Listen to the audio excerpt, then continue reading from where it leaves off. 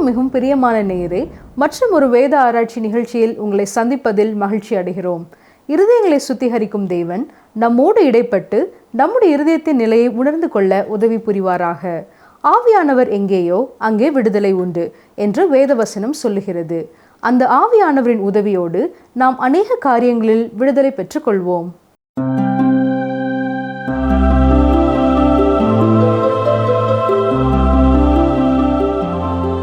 பிரியமானவர்களே, நீங்கள் தொடர்ந்து எங்களோடு இணைந்து வேதாராய்ச்சியிலே பங்கு பெறுவதற்காக கர்த்தரை துதிக்கிறோம். இந்த நாட்களிலே நாம் எரேமியாவின் புத்தகத்தை கற்று வருகிறோம். எரேமியா 2ஆம் அதிகாரம் முதல் 6ஆம் அதிகாரம் வரை உள்ள பகுதியிலே எரேமியா தனது வாழ்க்கையின் முதல் 5 ஆண்டுகளிலே கொடுத்த செய்திகளை தியானித்தோம். சுமார் 20 வயது மதிக்கத்தக்க வாலிபனான எரேமியா தீர்க்கதரிசி இஸ்ரவேல் ஜனங்களுக்கு வர இருந்த கடுமையான நியாய தீர்ப்பு காலங்களை குறித்து எச்சரிப்பு கொடுத்தார். வாலிபனான யோசியா ராஜாவின் கட்டளைப்படி தேசத்தில் சீர்திருத்தம் நடைபெற்ற பொழுது தேவாலயம் சுத்தம் செய்யப்பட்டது. அப்பொழுது கர்த்தருடைய நியாயப்பிரமாணம் அங்கே கண்டெடுக்கப்பட்டது. இந்த நிகழ்வுக்கு பின்னர் எரேமியா கொடுத்த செய்தியைத்தான் எரேமியா 7ஆம் அதிகாரம் முதல் 10ஆம் அதிகாரம் வரை நாம் வாசிக்கிறோம். யோசியா ராஜா தன் மக்களை குறித்த அக்கறையோடு கூட செயல்பட்டார். இது எதை வெளிப்படுத்துகிறது என்றால், இளைஞனான அவர் தேவனோடு கொண்டிருந்த தனிப்பட்ட உறவை வெளிப்படுத்துகிறது.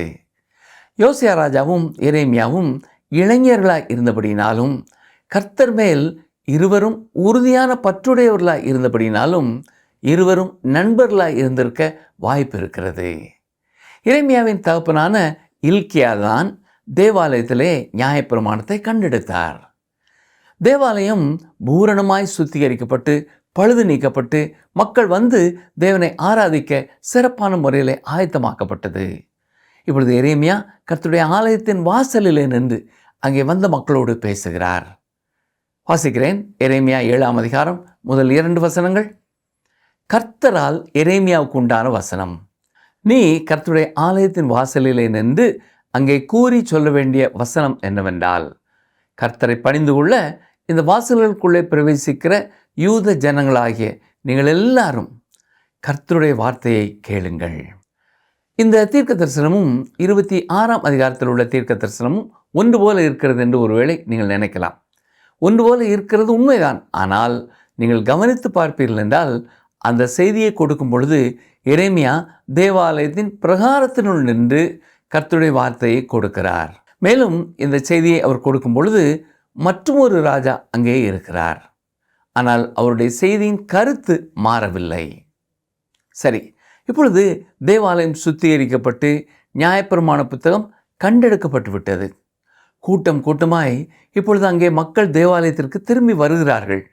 இப்படி ஆலயத்திற்கு திரும்பி வரும்பொழுது அவர்கள் தேவனிடத்திற்கு திரும்பி வருவதாக ஒருவரோடு ஒருவர் பேசிக்கொள்கிறார்கள். இளம் தீர்க்கதரிசியான எரேமியா இதை கேட்கிறார். தொடர்ந்து இந்த செய்தியை அவர் கொடுக்கிறார். பாருங்கள், எரேமியா 7:3. இஸ்ரவேலின் தேவனாகிய சேனைகளின் கர்த்தர் சொல்லுகிறார், உங்கள் வழிகளையும் உங்கள் கிரியைகளையும் சீர்படுத்துங்கள், அப்பொழுது உங்களை இந்த ஸ்தலத்திலே குடியிருக்க பண்ணுவேன். ஜனங்கள் ஆலயத்திற்கு திரும்பினாலும் ஆலய வழிபாடுகளை மீண்டும் துவக்கினாலும் அவர்கள் வாழ்க்கையிலே எந்த ஒரு மாற்றமும் இல்லை. விக்கிரகங்களை தொழுது கொள்ளும் பொழுது அவர்கள் வாழ்ந்த அதே வாழ்க்கையை தொடர்ந்து வாழ்ந்து கொண்டிருக்கிறார்கள். இந்த குறிப்பிட்ட காலத்திலே வெளிப்படையான ஒரு சீர்திருத்தமே ஏற்பட்டது. எனவே இப்பொழுது ஜனங்களின் அணுகுமுறை எரேமியாவுக்கு மனபாரத்தை கொடுக்கிறது. கவனிங்கள், வாசிக்கிறேன். எரேமியா 7ஆம் அதிகாரம் 4ஆம் வசனம். கர்த்தரின் ஆலயம், கர்த்தரின் ஆலயம், கர்த்தரின் ஆலயம் இதுவே என்று சொல்லி பொய் வார்த்தைகளை நம்பிக்கொள்ளாதிருங்கள்.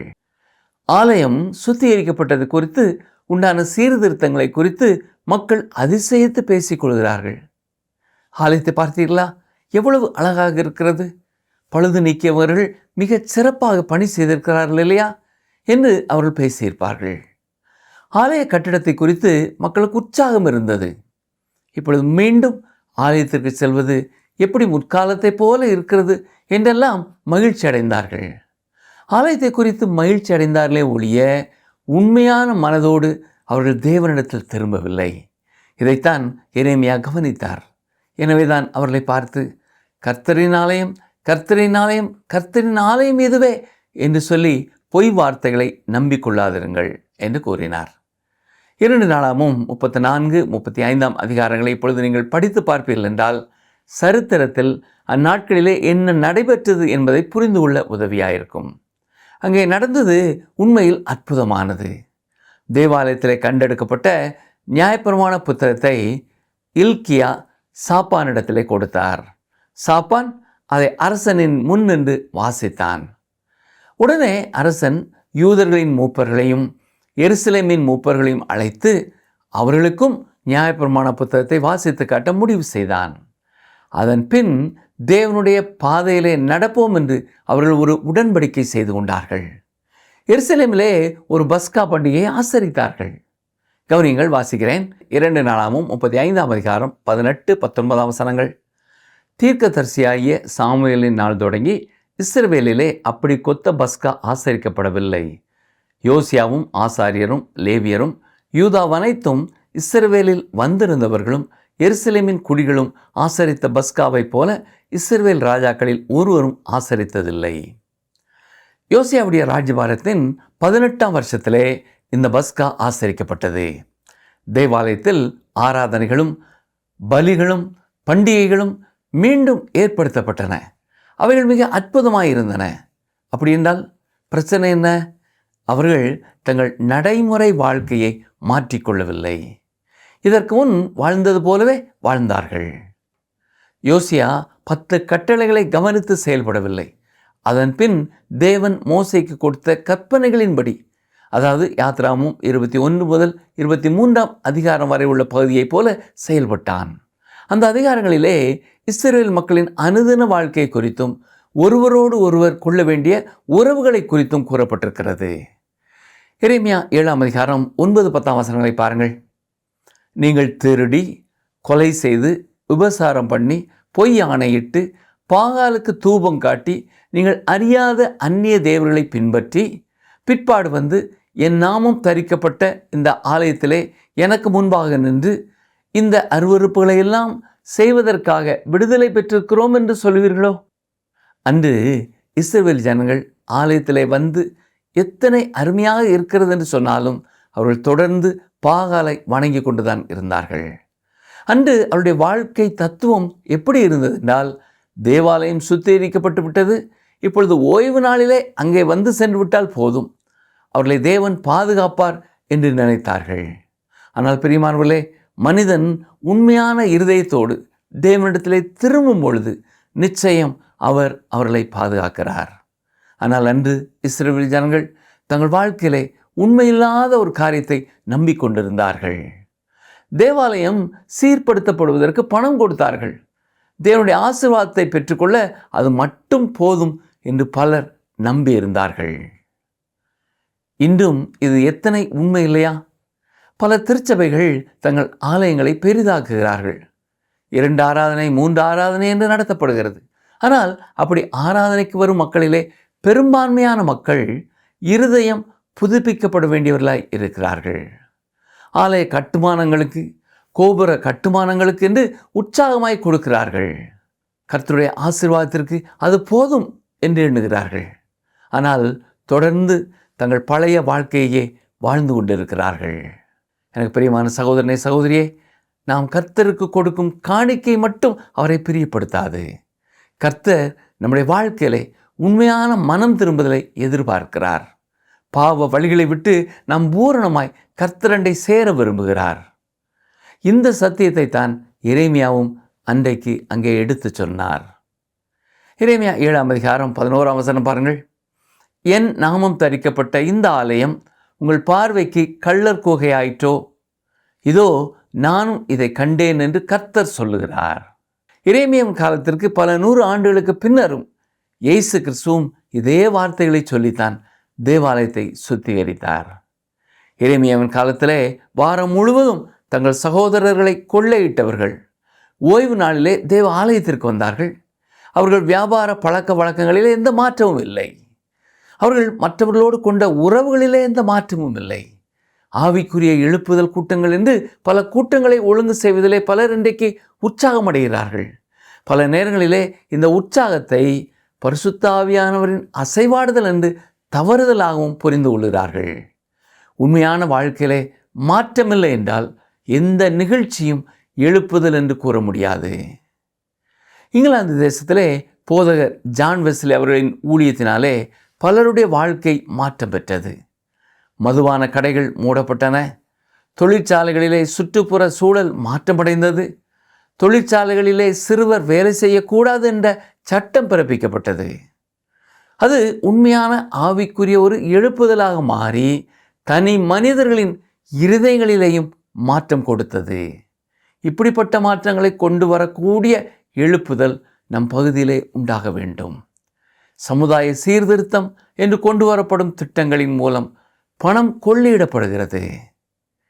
தனிமையிலே நின்று உள்ளம் உடைக்கும் செய்தியை எரேமியா கொடுத்து கொண்டிருந்தாலும் மிகச் சிலரே உண்மையாய் மனம் திரும்பினார்கள்.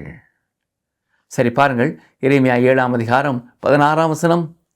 நீ இந்த ஜனத்துக்காக விண்ணப்பம் செய்ய வேண்டாம், அவர்களுக்காக மன்றாடவும் கெஞ்சவும் வேண்டாம், என்னிடத்தில் அவர்களுக்காக பரிந்து பேசவும் வேண்டாம், நான் உனக்கு செவி கொடுப்பதில்லை. இங்கே கர்த்தர் சொல்வது என்ன?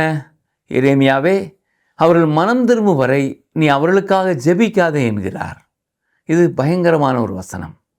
மக்கள் தேவனை விட்டு வெகு தூரமானவர்களாய் இருக்கிறார்கள்.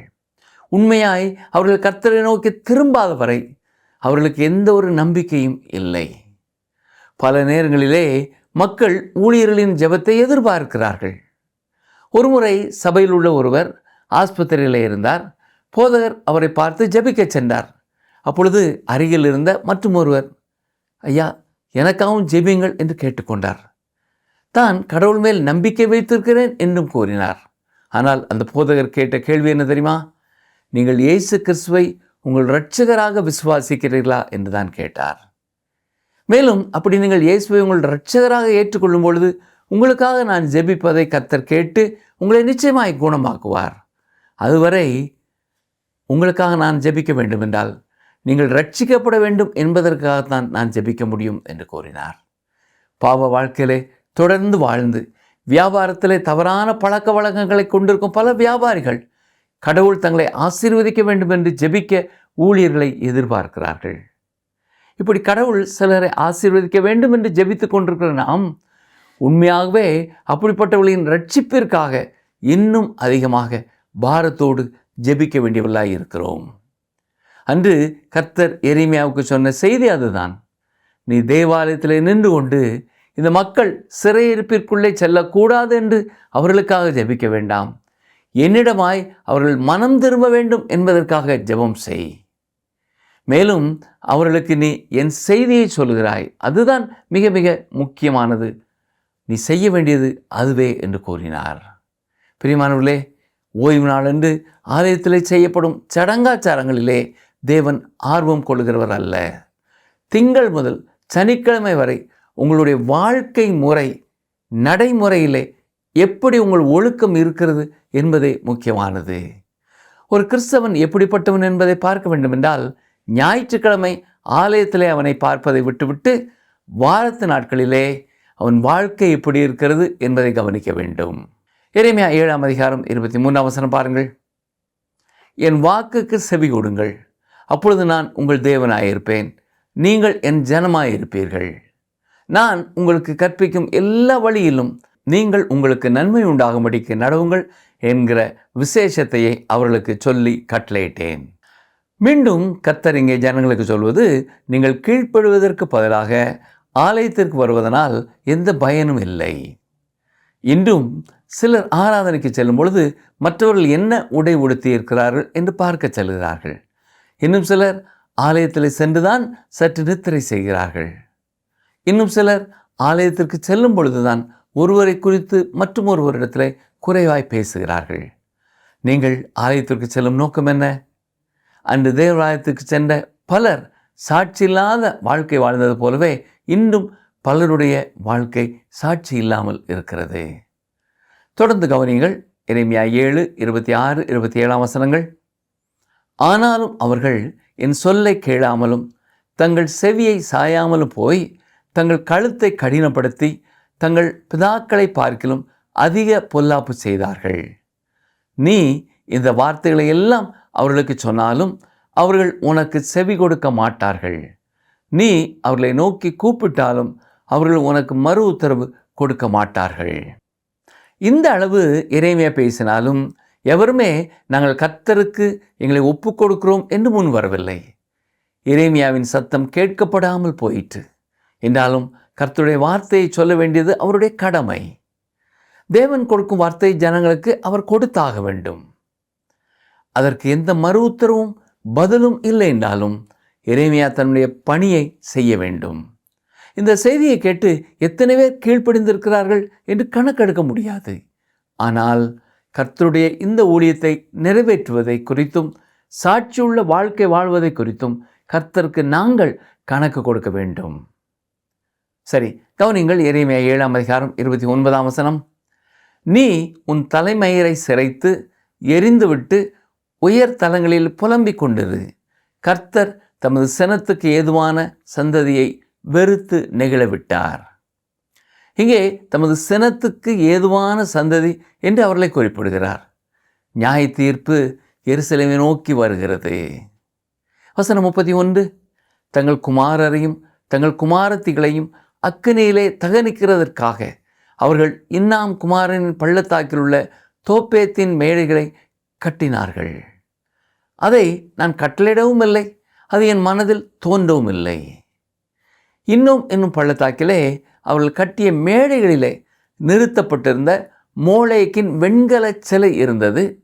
அந்த சிலை அக்னியினாலே சூடேற்றப்பட்டிருக்கும் பொழுது அதன் கரங்களிலே தங்கள் குழந்தைகளை பலி கொடுத்தார்கள். அதை நான் கட்டளையிடவும் இல்லை, அது என் மனதில் தோன்றவும் இல்லை என்று கர்த்தர் கூறுவதை பார்க்கும் பொழுது, அப்படி சிறு பிள்ளைகளை பலி கொடுத்த சிலர் கர்த்தர் தங்களுக்கு அதை கட்டளையிட்டார் என்றும் கூறியது போல தெரிகிறது.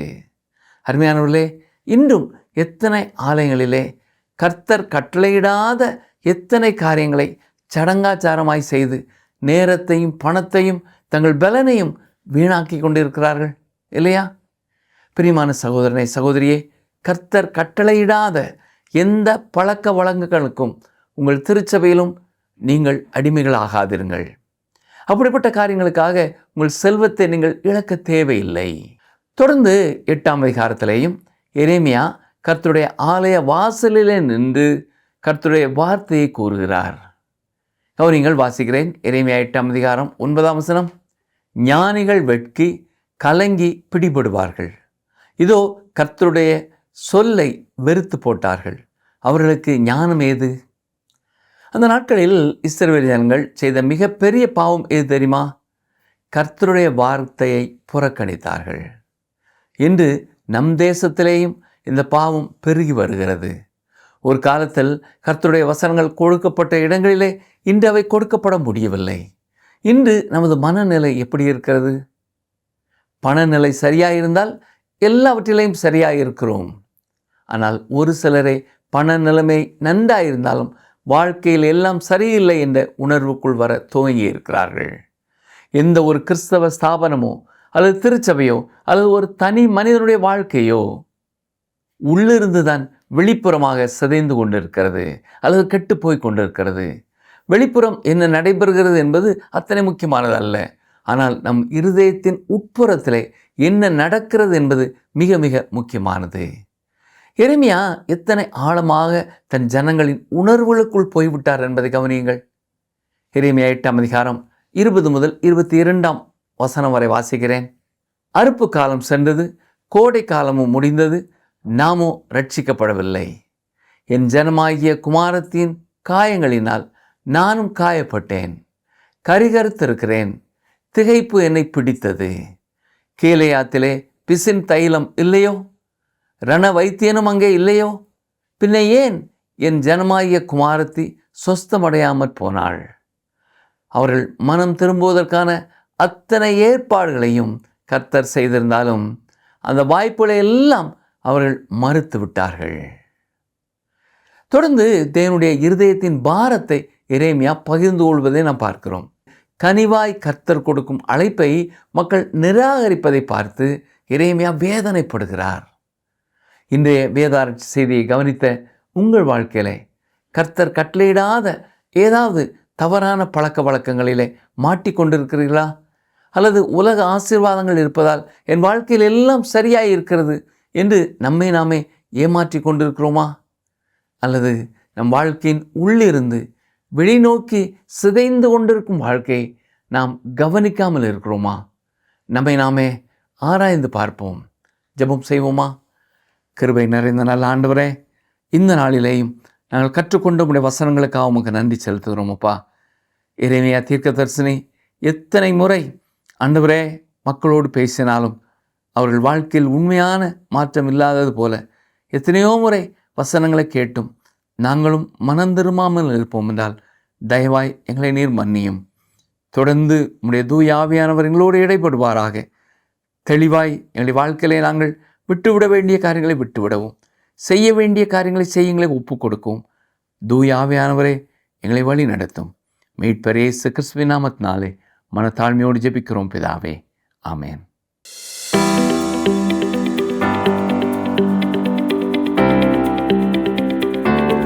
எதை குறித்து நாம் மேன்மை பாராட்ட வேண்டும்?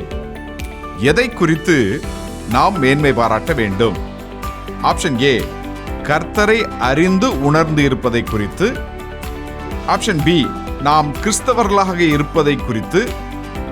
ஆப்ஷன் சி, கற்பனைகளை கை கொள்ளுவதை குறித்து. இன்றைய கேள்விக்கான சரியான பதிலை 9962032803 என்ற எண்ணிற்கு வாட்ஸ்அப் மூலம் அனுப்புங்கள்.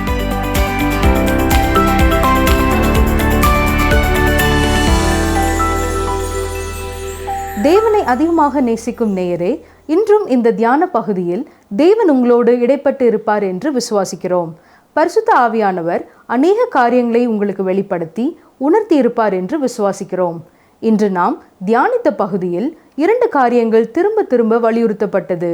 ஒன்று வெளிப்படையான அலங்கார ஆராதனை, மற்றும் ஒன்று உள்ளான மனம் திரும்புதல். இஸ்ரவேல் ஜனங்கள் போல நாமும் ஆலயத்திற்கு செல்வது, கொடுப்பது மூலம் தேவனை பிரியப்படுத்தலாம் என்று நினைத்தால் அது ஒரு தவறான எண்ணம். தேவன் தேடுவது நறுங்குண்ட இருதயம்தான். உலக கவலைகளினால் அல்ல, நம்முடைய பாவத்தை குறித்த வேதனையினால் உடைவது. அப்படிப்பட்ட இருதயம் கொண்டு தேவன் அநேக காரியங்களை நம்முடைய வாழ்விலே, சபைகளிலே, தேசத்திலே செய்ய முடியும். சத்தியத்தை சத்தியமாக சொல்லும் போதகர்கள் எழும்ப ஜெபிப்போம். இந்த நிகழ்ச்சி உங்களுக்கு பிடிச்சிருக்கா? அப்ப இப்பவே மிஸ்டர் கால் கொடுங்க. பரிசு வெல்றது நீங்களாவும் இருக்கலாம்.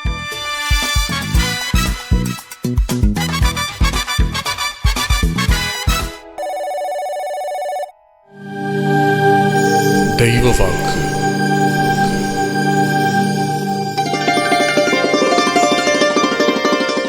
கர்த்தர் தமது ஊழியக்காரரின் ஆத்துமாவை மீட்டுக் கொள்கிறார். அவரை நம்புகிற ஒருவன் மேலும் குற்றம் சுமராது. சங்கீதம் 34:22.